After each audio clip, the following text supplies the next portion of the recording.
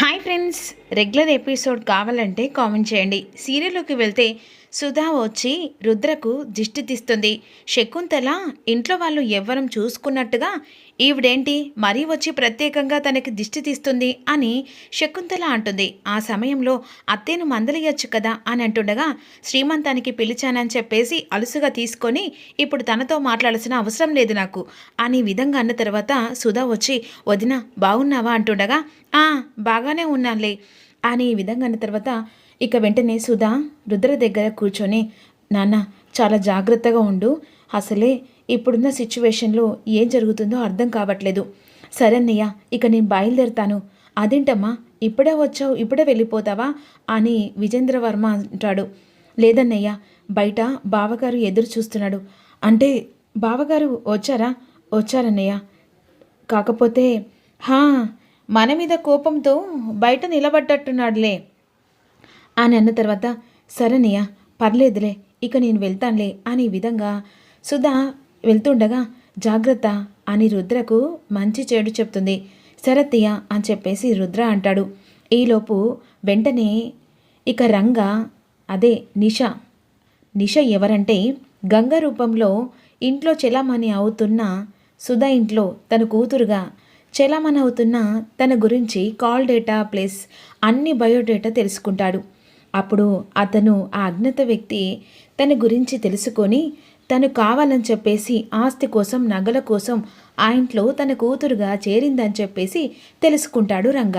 ఇక వెంటనే ఏకంగా ఫోటో అన్ని ఐడెంట్తో సాక్ష్యాలు పంపిస్తాడు. అప్పుడు రంగ వెంటనే రుద్ర దగ్గరకు వచ్చి బావా చాలా మోసం జరిగిపోతుంది, ఇప్పుడు అమ్మగారి ఇంట్లో ఉన్న తను గంగ కాదు, నిష తన పేరు.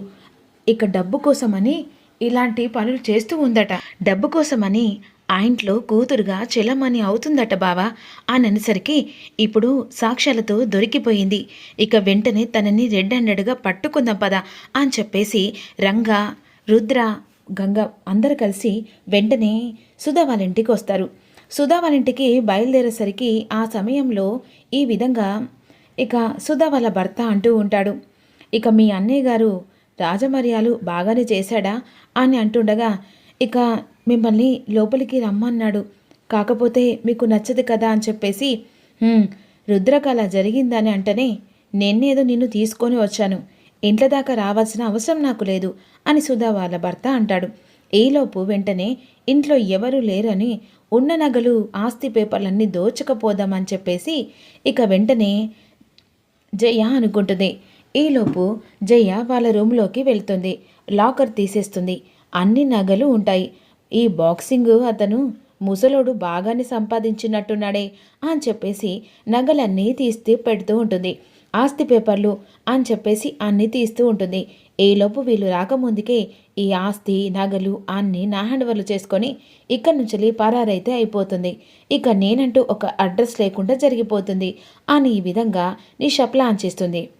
ఈలోపు వెంటనే డోర్ తీసి లోపలికి వస్తూ ఉంటారు. వాళ్ళని చూసి ఒక్కసారిగా కంగారు పడిపోతూ టెన్షన్ పడుతూ ఉంటుంది. ఎవరంటే రుద్ర, గంగ, ఇక రంగ ముగ్గురు కలిసి వచ్చేసరికి ఏంటి పర్మిషన్ లేని లోపలికి ఎందుకు వచ్చారు అని ఈ విధంగా మాట్లాడుతూ ఉంటుంది. జయ ఆ మాటలు విని నీలాంటిది ఎన్ని కొంపలు ముంచి ఇలా సొమ్ము చేసుకుంటుందే అని గంగ అంటుంది. వాట్ డూ మీన్, ఏం మాట్లాడుతున్నావు, ఇది నా ఇల్లు, అయినా మా ఇంట్లో ఏముందో చూసుకోండి తప్ప, అవునా సరే ఇంకా కాసేపట్లో నీ నిజస్వరూపం బయట పెడతానని చెప్పేసి నగలన్నీ తీసి పెడుతుంది కదా, హాల్లోకి తీసుకొచ్చి పెడతారు. ఈలోపు సుధా వాళ్ళు ఇక మొత్తం అదే నలుగురు పోయారు కదా లచ్చమ్మ ఇట్లా, ఆ నలుగురు ఇంటికి వచ్చేస్తారు.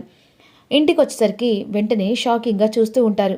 ఇదేంటి రుద్ర ఇక్కడికి వచ్చావేంటి అని అంటుండగా చిన్న పనుందత్తా, దాన్ని లెక్క తేల్చడానికి వచ్చాను అని అంటుండగా సరేరా కూర్చుంటుందా నీకేదో చేసి పెడతాను అనేసరికి వెంటనే టీపై మీద ఇక అక్కడ నగలు అన్నీ కనిపిస్తూ ఉంటాయి.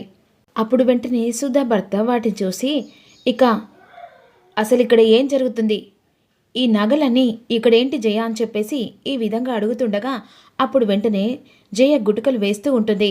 ఇక దానికి సమాధానం నేను చెప్తాను మామయ్య అని చెప్పేసి ఈ విధంగా రుద్ర అంటాడు.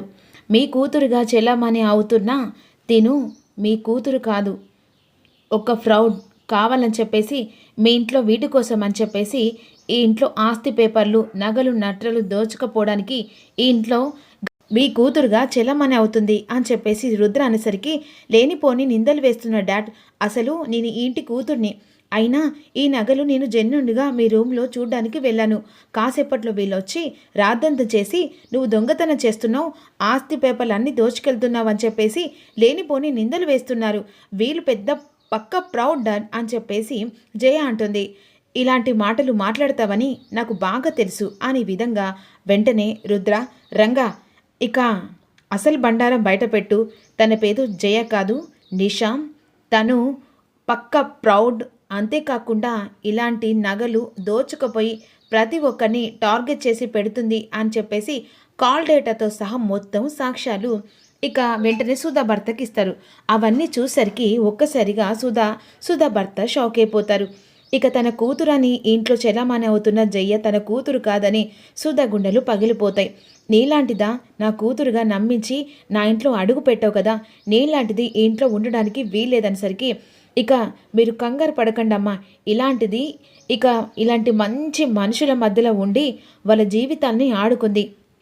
తన కూతురు ఎక్కడుందో అని చెప్పేసి ఈ విధంగా బాధపడుతున్న దీని బండారం బయట పెట్టి వెంటనే బయటికి గెంటేయాలమ్మా అని చెప్పేసి వెంటనే గంగ జయ జుట్టు పడుతుంది. వదులుతావలేవదా అంటుండగా, నువ్వు నిజం చెప్పకపోతే నేను నేరుగా పోలీసులో పట్టిస్తాను అని చెప్పేసి గంగ అంటుంది. నిజం చెప్తాను, నేను డబ్బుకు ఆశపడే ఇక ఆ రోజు మీరు ప్రకటన ఇచ్చారు కదా, దాని ప్రకారంగానే నేను ఇంట్లో అడుగు పెట్టాను, నేను మీ కూతుర్ని కాదు అని చెప్పేసి జయ బండారం మొత్తం బయట పెట్టుకుంటుంది. అప్పుడు వెంటనే విశ్వనాథ్ వెంటనే కోపంతో, ఇక ఒక్క నిమిషం కనుక నువ్వు ఇంట్లో ఉంటే పోలీసులో పట్టించి లైఫ్ లాంగ్ బయటికి రాకుండా చేస్తాననేసరికి అప్పుడు వెంటనే రుద్ర, ఆడపిల్ల కదా వదిలిపెట్టు మామయ్య, ఇలాంటి దానికి బుద్ధొచ్చేలా గంగా అన్సరికి పదవే అని చెప్పేసి ఇక వెంటనే మెడల మీద చెయ్యి వేసి, నీలాంటిది ఇలాంటి మంచి మనుషుల మధ్యలో ఉండి వాళ్ళను నమ్మక ద్రోహం చేస్తావా అని చెప్పేసి వెంటనే గెంటేస్తుంది. ఈలోపు వెంటనే ఇక నిష ఆడిన నాటకానికి తెర దింపుతుందన్నమాట రుద్ర. ఇక్కడ సుధా బొక్కున ఏడుస్తూ బాధపడుతూ ఉంటుంది. ఆ సమయంలో గంగ దగ్గర తీసుకొని ఓదార్తుండగా లచ్చక్క ఈ విధంగా అనుకుంటూ ఉంటుంది, అయ్యో దేవుడా, ఇక ఇంట్లో దీపాన్ని ఆ అమ్మవారికి చూపిస్తూ పక్కోలింటికెళ్ళి మొక్కినట్టుగా ఉంది. నీ ఇంట్లో దీపం నీ కళ్ళ ముంగటే ఉంది సుధమ్మ, నీకు ఎప్పుడు చెప్పాలో అర్థం కావట్లేదు అని ఈ విధంగా రుద్రను సైగ చేస్తూ ఉంటుంది లచ్చక్క. కానీ ఇప్పుడు చెప్పొద్దని అంటారు. అత్తయ్య నువ్వు కంగారు పడకు, ఎలాగైనా సరే నీ కూతుర్ని తీసుకొచ్చి నీ ముంగట నిలబెట్టే బాధ్యత నాది అని చెప్పేసి సుధాకు రుద్ర మాట ఇస్తాడు. ఈలోపు ఇన్నేళ్ల నుంచి తన కూతురు అని చెప్పేసి నమ్మించే ప్రయత్నం చేసింది. అసలు నా కూతురు ఎలా ఉందో ఎక్కడుందో అని చెప్పేసి ఏడుస్తుండగా, నీ కూతురు కళ్ళ ముంగట ఉందమ్మా, కాకపోతే అది ఎప్పుడు వస్తుందో ఏ రోజు వస్తుందో ఇక నీ కూతురు గురించి బయట పెట్టడానికి అని లచ్చక్క బాధపడుతూ ఉంటుంది. మరి రుద్ర గంగ నీ బిడ్డ అని ఎప్పుడు చెప్పబోతున్నారో రెగ్యులర్ ఎపిసోడ్ అప్లోడ్ చేస్తూ ఉంటాను. మిస్ కాకుండా లైక్ చేయండి, సపోర్ట్ చేయండి.